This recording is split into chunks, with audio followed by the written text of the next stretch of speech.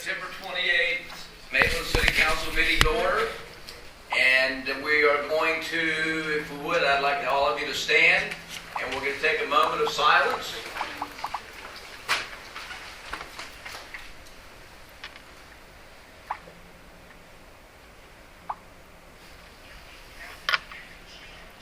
Thank you. Let's all turn and face the flag. Pledge allegiance. Pledge allegiance to the flag of the United States of America and to the republic for which it stands, one nation, under God, indivisible, with liberty and justice for all. Okay, I bet somebody's kind of curious why we didn't have our routine invocation. Cliff, would you like to share some light on this for us? Well, actually, if I was going to run for election, I'd rather not. But since I'm not running for election, the only people who will be less popular than me today are those that reside in the U.S. Supreme Court. Let me give you the background. Not only our city, but every city I represent that does an invocation. Constance doesn't do an invocation at all. It just does a pledge. But got a letter similar to the one we got over a year ago. What is the society for? What do they call it? A Center for Free Thinking. And essentially saying that based on the town of Greece case, which was a Supreme Court case dealing with the issue of what is a lawful and not unconstitutional or abridging constitutional freedom type of invocation, they issued an opinion, as they are wont to do, and they actually upheld the town of Greece policy. And in so doing, made law which now covers everybody who's out there doing invocation. And at first blush, if you read it and I tell you that they upheld the town's policy, you would probably say, well, then what is the issue? And that would be because you hadn't read the town of Greece policy. The town of Greece policy, which I have now sent to all of you just this evening in the email so you can have it and see what it reads. The one I just sent you has been revised post the Supreme Court opinion. The one prior to the opinion was similar, but this one is even more specific to pick up on exactly the points that the court says you must meet in order to have a lawful invocation, if you're going to do an invocation at all.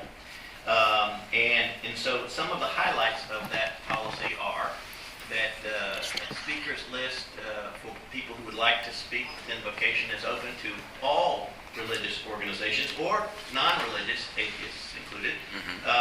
And that would include, and let me assure you, a religious organization has a very broad definition under the IRS code, which is how they used to define it.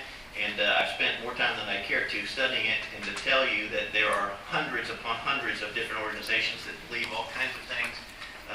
And no offense intended to anybody, there are some unusual ones. And what it means is, if we have Wiccans, or Satanists, or secular humanists, or fill in the blank with somebody who might offend you, none of those would bother me, because I would just tune it out if I didn't care to listen. But the bottom line is, they would have the opportunity to give the invocation.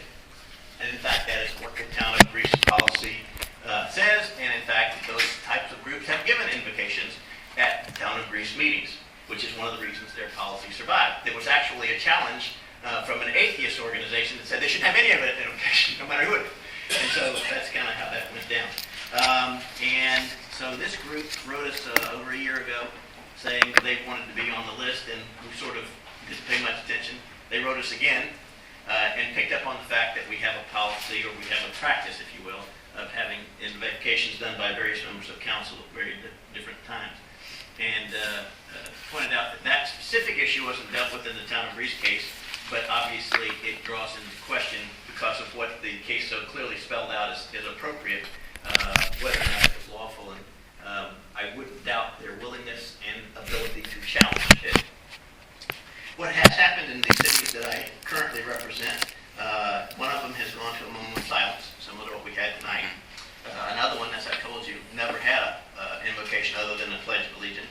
A third one is still doing it exactly the way they were, and fully recognizes and is fully briefed on the fact that if they get sued, they're going to be in a real problem, and that it just made the determination to go forward against my advice. And that's the way that goes. So your options, as I see them, are basically three if you want to comply with the law. One, you do away with the invocation altogether. You can certainly keep the pledge. Number two, you do a vote of silence as we did today and the pledge. Three, you do a policy very similar, if not identical, to the one in town of Greece, and open it to all quarters, recognizing that from time to time you may get messages that you really don't appreciate or wouldn't want to hear and might be offensive to some or all, or most of the public or the citizens you serve. But those are the options that you're there for. Some cities have tried this, the open forum, and one of them I forget now, but I do remember it was a Lake County city, which is unique. And they had the first objectionable group. I think it might have been a Wiccan, and objectionable to them, and 3 or 4 of them walked out, which then made for a big scene and a splash in the newspaper. So, you know, that's it. And so if what I know is if we continue to do what we're doing, we're going to end up in court. And if we don't do something different, then, you know, that's going to be a likely outcome. Right. If you want to continue, you're free to, but that's why, at least now that we have been provided a second, we're letting you know we're serious kind of letter. I thought it was best to let you know that. If you want to schedule it for a future meeting and have a detailed discussion and figure out what's best, I have no issue with any of that, but that's the rationale for it. Very good. Thanks, Cliff. Anybody have any questions or comments to Cliff? So Cliff, the way I read that, the letter going around, and so if a member of the public wishes to come and say a prayer at the podium, that's okay. It's oversimplifying, but yes. What would really need to be done to have a policy that allows an invocation to continue, if it's going to be a policy kind of thing, is that you'd have to open it to groups or individuals of any faith or non-faith. Have a sign-up sheet. The Supreme Court has said you don't have to allow people from outside of your community boundaries and recruit them. If, for example, you're a community of 98% Christian groups, so ended up being 98% Christian speeches or invocations, you don't have to go and recruit, you know, from the this or that, the other that's outside of your community just to make sure that those faiths are represented. But what it does say is that if you have the requests for those, you have to allow them. And it should sound familiar to you by now because it's a common theme, not only with this Supreme Court, but prior Supreme Courts. You don't regulate message. That's where the government's job stops. And if their message is one that you find offensive, and that's what we're going to be talking about when we start talking about signs. Right. So it's the same principle. It's one of the things that a lot of governments have done that have invocations is that they've kind of winking and nodding said to the people who offer the prayers, you can do anything you want, just don't say Jesus. Well, the Supreme Court specifically said, no, you can say Jesus all day.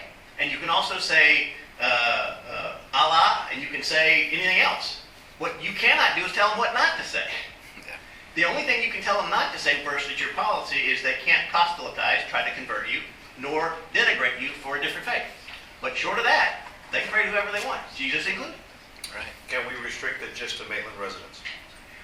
Maitland organizations or residents, I believe, if you read the town of Greece policy, it covers it, but I think the answer is yes. Yeah. And the Supreme Court says you don't have to go outside your boundaries. But who's ever here, and I believe that groups are much larger than you think, and that would be an issue. Well, but the issue is if a Maitland resident of a different faith wants to say something, then they can. Right? We just don't need to let people come in from other areas and do it here. We could just say it's a Maitland resident issue, sign up, here's a list, put your name on the list. That is my understanding of the case, and again, as you read through the policy, you'll see how they cover it there. And can you put a time limit on Well, it? yeah. That's the amount of time. Just like you can with a speaker at the podium on issues that you guys are going to vote on or whatever. Sure, 3 minutes or whatever, and no Right. offensive language and so forth. But offensive ideas, that's too bad. Yeah. Well, I just like to say, I think we've all known that somewhere eventually this was coming down the pike. It's, pretty soon we won't be able to pledge allegiance either, but. Well, I don't want to interrupt you except to say this.